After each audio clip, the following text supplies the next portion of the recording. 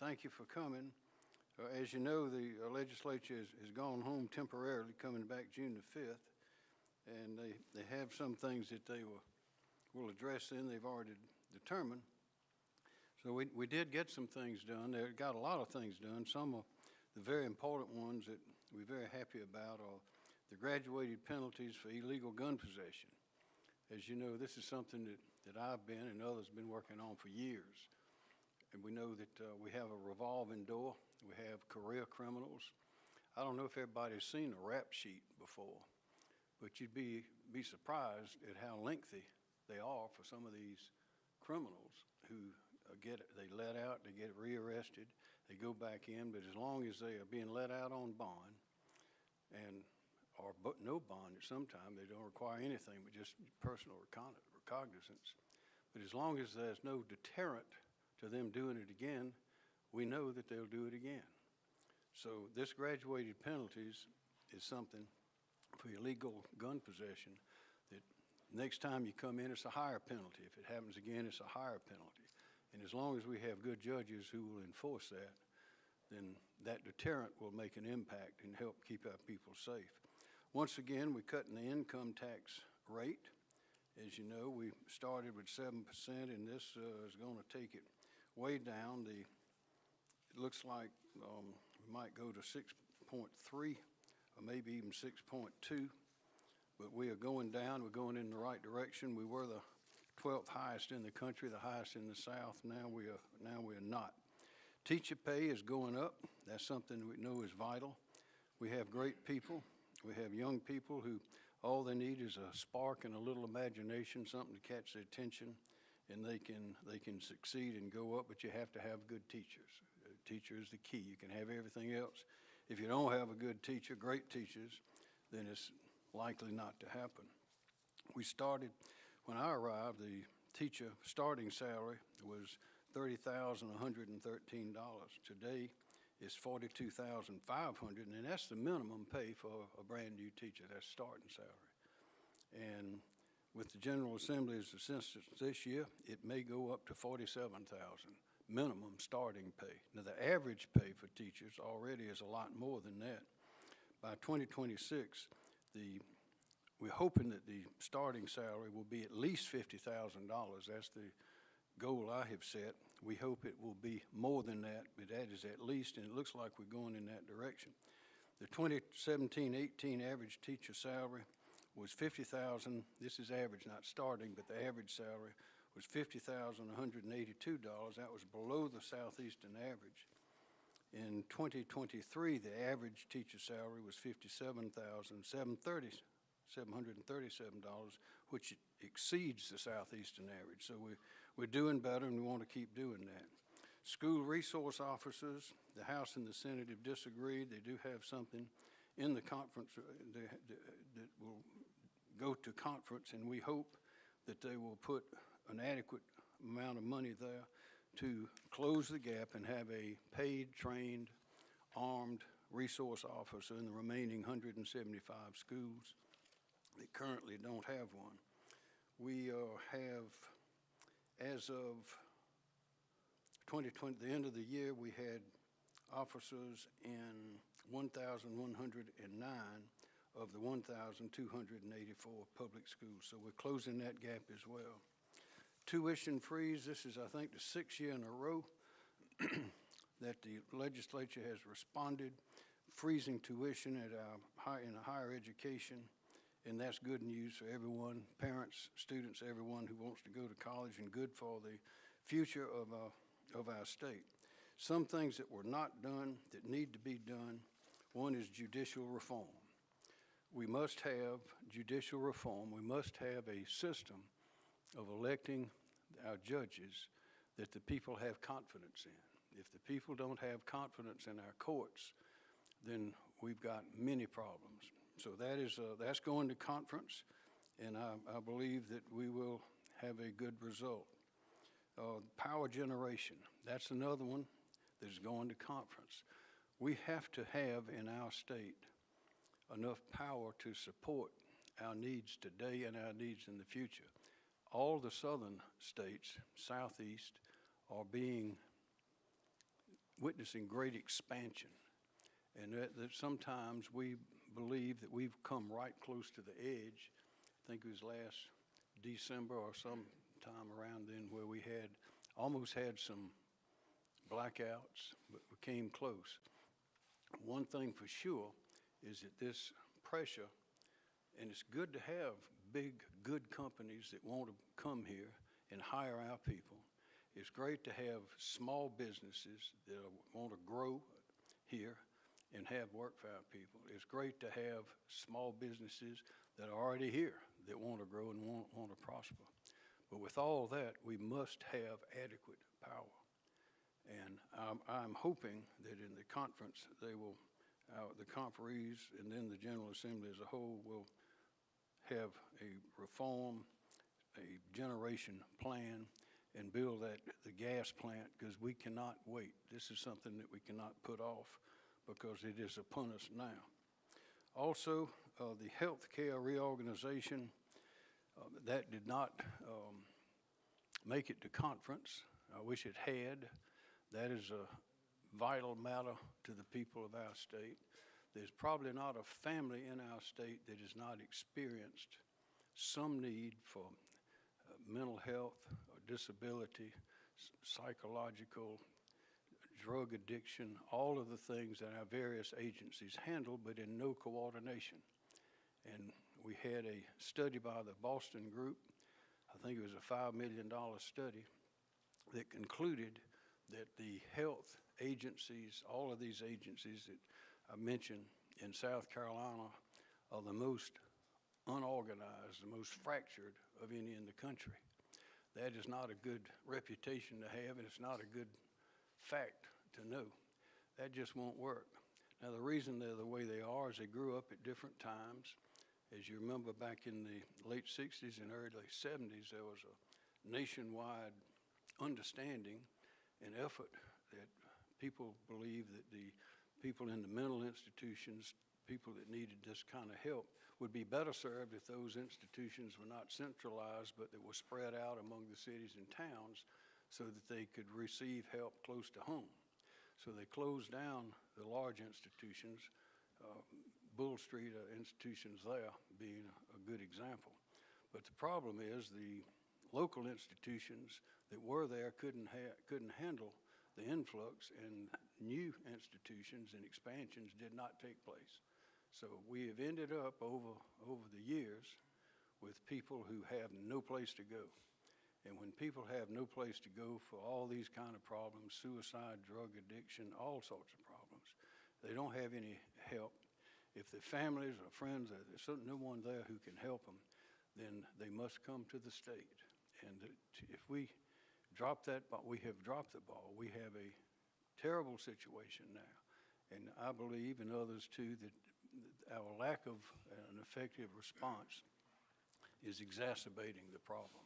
So that's something that I hope that the legislature, when they come back on June the 5th, the 18th, or the 25th, which is already scheduled, I hope they will find a way to get that bill into a conference and solve this problem. We can't wait another day. If you look at our various institutions, we have young people going to the Department of Juvenile Justice that shouldn't be there. They ought to be in a mental health institution. We have suicides. We have way too many things happen to our people that could be prevented if we would get organized and streamlined. And I believe that enacting that reorganization of our healthcare institutions is the best answer that we have so far. So I think that's all I had on my mind. I'll be glad to answer your questions. Mr. McKinney, he's senior.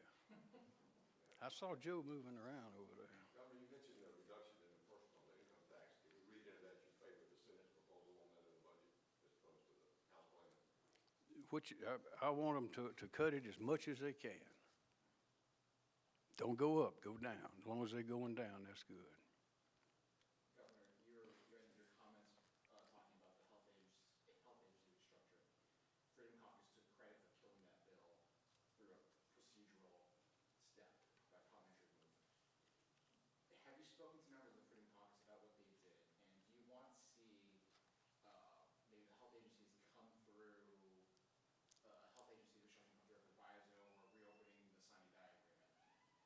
do I want to see the health agencies? Structuring done through a proviso, if that's the way to get it done, or through maybe, through. I'd like them to, it really, how we got to where we are now is really not the question. The answer is, the point is, they've got to get this done. Their lives are young people, their families that have no place to go right now except these fractured organizations that clearly are not working well. So however we can get the bill up through whatever means are necessary and get the job done, I'm for.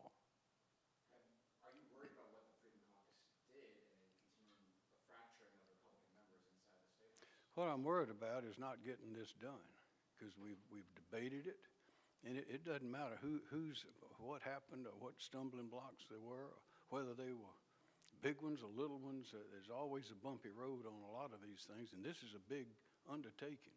But the important thing is we have time, because they're coming back June 5th, the 18th, and 25th. I guess they could come back again if they wanted to by two-thirds vote. They could set another time to come back. But this is something that needs to be done. I think every citizen, if every citizen in our state, every man, woman, and child that has had a problem getting information, getting in contact with the right people, trying to, or going to one agency and being told you have to go to that one, and then you go to that one and they say you have to fill out that form and so forth. I mean, we have a revolving door for our prisoners getting out of jail. We also have a revolving door for our citizens not getting help from these mental health and other agencies. They go in and they come right back out, go in again, come right back out, sent from one to the other. You've heard us in this office talk about communication, collaboration, and cooperation and working together. Well, that's exactly what our agencies, over time, they've grown up, they're separate. They do not have that kind of communication, collaboration, cooperation happening. We spent $5 million with the Boston group. They spent a lot of time, they've got a good reputation, and they've given us their advice on what to do. So now it's time to do it.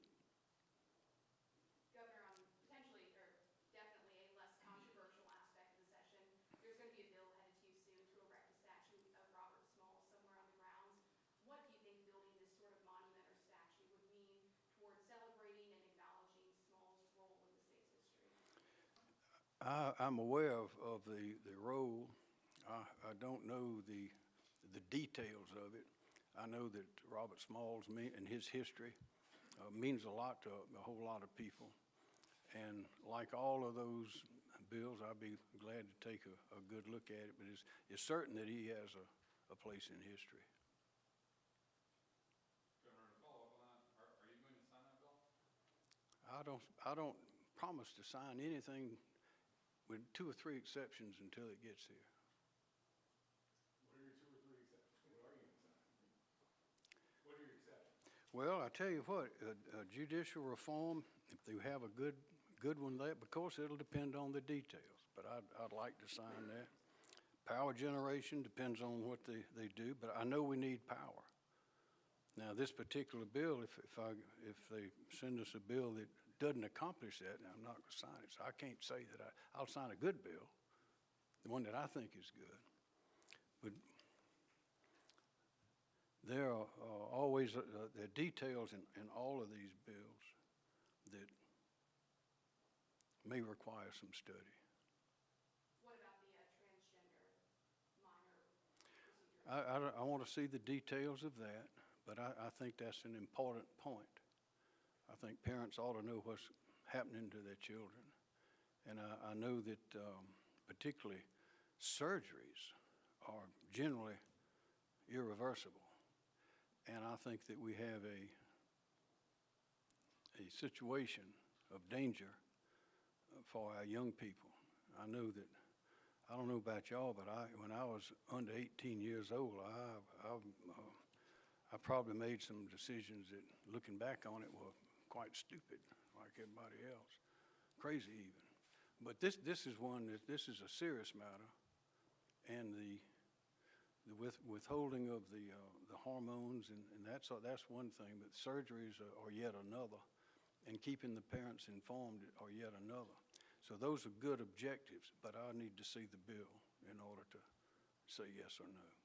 Governor, I want to ask about a different aspect of that bill. The provisions about minors have gotten most of the attention, but it also affects adults who are on state-run Medicaid programs or on state health programs. Should the state of South Carolina be telling people That's one of the, about getting? that's one of the details that I'd like to see. Governor, have admired Ronald Reagan, and he had his 11th commandment that you don't infight among Republicans. Don't speak ill of of a fellow Republican. Exactly. So that's where I wanted to ask you, with that in mind, I mean, what's your thoughts on this Freedom Caucus spat with the rest of the House Republicans? Well, I think President Reagan's saying was a good one. There he is right up there. Y'all see him? In case you don't recognize, that's old Henry in that picture up there. Don't look the same. We don't go that far back, but I do recognize. Thank you very much. Governor, is there anything that the legislators didn't talk about at all that you think is important to South Carolinians that got overlooked? That they didn't talk about it all. I think they talked about most everything. Might not have acted on everything, but they talked about everything. But we've got, I mean, they have more work to do. Clearly, they have particularly these things I mentioned that can go to conference. That teacher pay is good, tax cut good, tuition freeze is good. We got to do more. Listen, we have to take care of our people from these career criminals. We use those words and a lot of people don't know what they mean. But you can see they call it the rap sheet. It's a criminal record of these people. A lot of them, it is astounding that they're still out walking around and they get let off of this and let off of that. Not only does that allow them to continue, which they do, but also it sends a terrible message to young people who are watching this happen. And they idolize some of these older people who do these things and they want to do the same things. And that's, there's a movie years ago, it said, I'm quoting from the movie, it said, little by little, the country has changed because of the men we admire. That was in a movie called Hood, it's before you were born. But it was a good movie. And that's because the grandson was looking at his uncle, and his uncle was a rascal, was doing everything wrong, and the grandfather told his grandson that. Well, that's a lot of what we have happening right now. These people are committing these crimes, they're violent, they're hurting people, and there's no punishment, there's no deterrent. If there's no punishment, there's no deterrent. And so we have to act. It was good that the legislature did that with those enhanced penalties. You have a plan to get the teacher salary up to $50,000 in the next couple of years. How important is that that we make that? I think we ought to go at least that high. That's starting minimum teacher salaries. We ought to go at least that high. And we may be on a trajectory now to do that. My goal was by 2026. We may make it. I hope that we go over that. Because again, Questions, yes? Sir? Governor, on June 5th, the legislature comes back to vote on Supreme Court justice. Do you have a favorite in that race? do I have A favorite nominee or candidate in the Supreme Court justice? how many of them are there? They reported 3 out. I do not. Do you have a preference of what type? Beg your pardon? Do you have a preference on the type of person it should be? One that would make a good justice. Last question, if there's one. Should magistrates be screened by a panel before they go to your desk? And should holdover status for magistrates be limited or greatly reduced?